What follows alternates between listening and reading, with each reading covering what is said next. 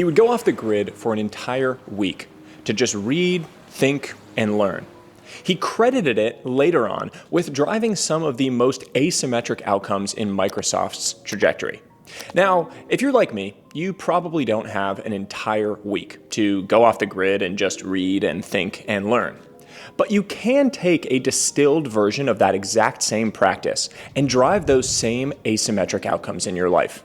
In my book, The 5 Types of Wealth, I walk through what I call a think day, which is the exact practice that you can use to leverage these same principles in your life. It all revolves around 5 simple questions. You're going to go to a secluded place, a fresh environment that's going to encourage you to think big about your life. You're going to bring a journal and a pen. That's it. And then you're going to walk through these 5 questions. Question number 1.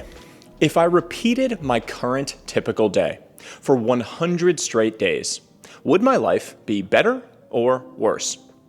This question forces you to zoom out and evaluate your current daily systems, the things you're doing on a daily basis.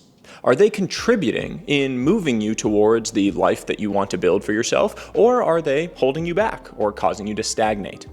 Asking yourself that question is a really simple way to drill down on the effectiveness of those current daily systems. You need to hold yourself to the fire. You need to hold those systems to account. Question number 2.